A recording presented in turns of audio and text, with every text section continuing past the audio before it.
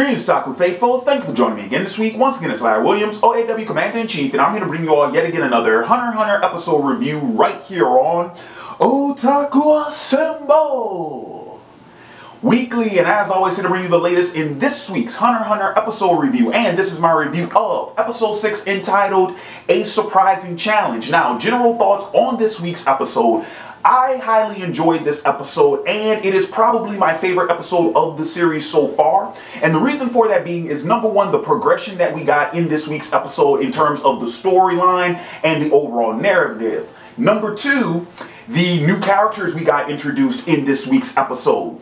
I found them to be interesting and intriguing, and I'm really looking forward to what we could see with these characters in the future. And then finally, number three, the new facet that we got in this week's episode that sort of contributes to the world building, and once again helps create intrigue about what type of potential we could see with this new facet. So I'm going to go ahead and tackle each one of these topics throughout this review as I discuss them in further detail. So the first and foremost, I want to talk about the progression in this week's episode, because what I liked about it was the fact that the entire second phase of the Hunter exam was in this episode, and it was contained in this episode, because by the time we finish this episode, now we're moving on to the next phase.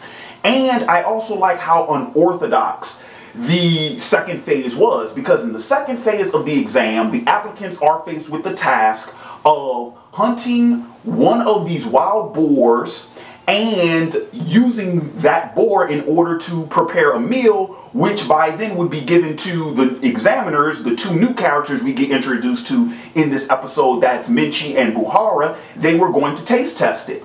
But we found out throughout the episode during the second phase that it's not just a matter of, it wasn't just a matter of just catching a boar, and then it wasn't even a matter of just cooking it, and it wasn't even a matter of cooking it well. Like, Menchi had a very unorthodox measuring stick through which she was evaluating the applicants. So it wasn't enough just to do the work. But she was disappointed in the fact that no applicant really exceeded her expectations. No one really went beyond what was expected of them. And because of that, she ends up failing every applicant. So, like, I kind of got a kick out of that.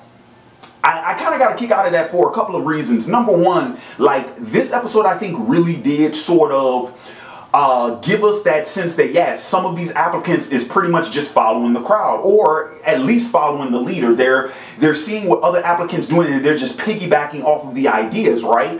Like, there seemed to be a lack of ingenuity and creativity amongst some of the applicants.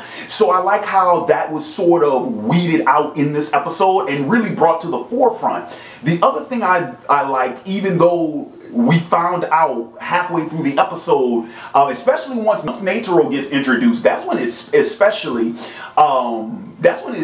gets sort of pointed out that Menchi was sort of being unfair with the applicants. She was sort of being unfair, but I like that, you know, this wasn't a test that could have just been solved with muscle.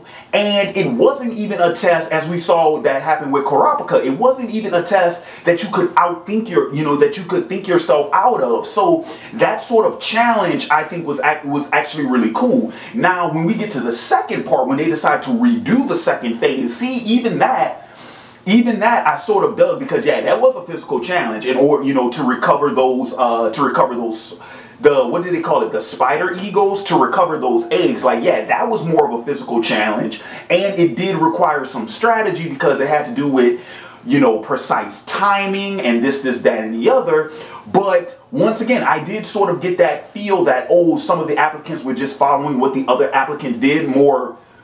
And let's be honest, it was gone. In both parts, in both different versions of the second phase, it was Gong. Everyone was following what Gong was doing, because he was the one that figured, this out. And that does make sense, because I said in my very first Hunter x Hunter review that Gong always struck me as being more of a big game hunter, someone who would actually go out and encounter these wild beasts and these rare and elusive animals. So that all sort of made sense. But once again, the fact that the second phase, that it wasn't stretched out, it was like, no, this was whole thing we can wrap up in one episode, that I sort of dug. The second thing, talking about the new characters now, off the get-go, off the bat, I like Menchi. I don't know what it is. I think maybe it was her attitude. Maybe it was sort of her tenacity. Like, I dug that character, and I dug her characterization. Also, with her and Buhara, and I'm just going to go ahead and mention this now, like the new facet that this episode introduced, the idea of gourmet hunters, like that I thought was kind of interesting.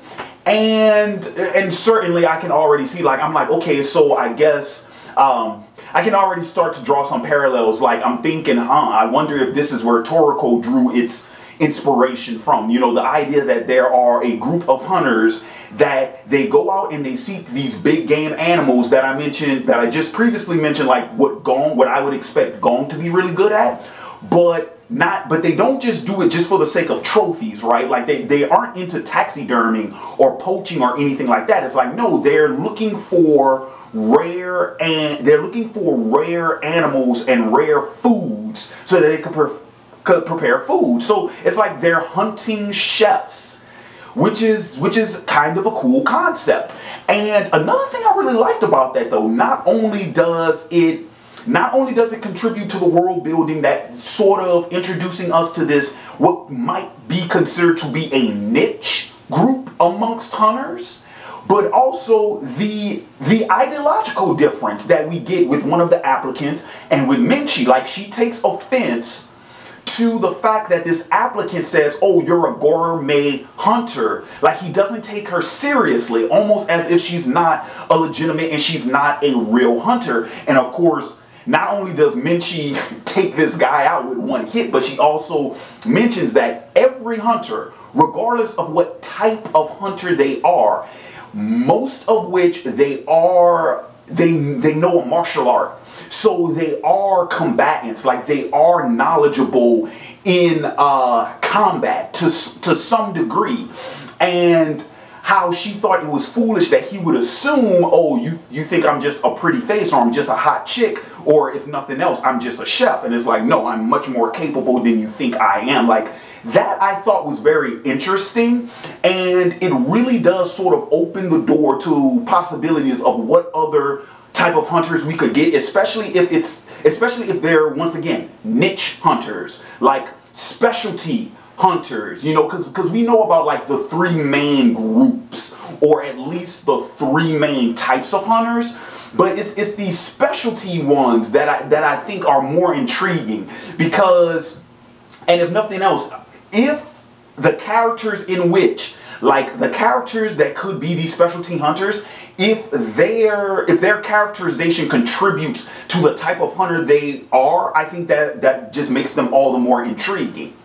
Now, the final character I want to talk about, and that's Netero, who is the chairman of the Hunter Exam Selection Committee. So this is the first big wig that we get introduced to in terms of the Hunter Exam Selection Committee, the people in charge of choreographing and administering the Hunter exam. Now, I will say this, and I'm going to speak very briefly on this character because I've already watched episode 7, so I know a little bit more about him, but I'm just going to say, just from episode 6, in hindsight, I'm much more interested in seeing how big of a role this character will play rather than what this character actually does or what he's capable of. Because once again, I've kind of already spoiled myself with episode 7. Like, I know some of his abilities and I know a little about him, but now I'm curious, just what role is that going to play in the story? And at what point in time are we going to see that role fulfilled? Do you follow what I mean? Now, granted, given the fact that he's an old hunter, and certainly I would suspect that he's a master hunter, because you remember, with the masters in all of these animes, you know, white hair, the beard, that's usually a dead giveaway. I'm curious if he will be a mentor figure in this series. And I don't know, I'm not sure if it's too early to make that assessment, nor do I think it's even possible to say what character he could potentially mentor, or if he couldn't potentially mentor Gong and the rest of his crew, like the entire team, like be something like a team captain or something like that. Like, it might be too early, just because the idea that this guy is the chairman of the selection committee, like, would it be part of his character to be selective amongst hunters, you know? And if he was even to do anything like that, like to become a mentor to one of the applicants in this exam, like, what would make him be selective of an applicant? What would the applicant have to do, or what qualities would they have to attract him to said applicant? It's funny. It sort of draws a parallel to what we got with Ahsoka in the last episode, how Ahsoka took it upon himself to sort of self-evaluate his fellow applicants, and he had his own sort of measuring stick, his own bar for what he thinks qualifies someone to be worthy of being a hunter. So I would be curious to see what Nataro's what his sort of measuring stick is in that regard. But I'm gonna keep an eye on the old man. It'll be interesting to see just how his involvement in the story, how does that whole thing plays out. So I'll see. But all in all, I thought it was a solid episode. I thought the dialogue was really good. I did like the few action sequences we got. I liked some of the levity in it. Some of the comedy I thought worked pretty well. And like I said, the whole second phase was in this episode. So now, you know, we're moving on to the third phase. And I'm just curious to what Togashi's going to throw at us next. I mean, we've had a physical endurance test. We've had a cooking test. And so now I'm just trying to figure out what the third phase would be.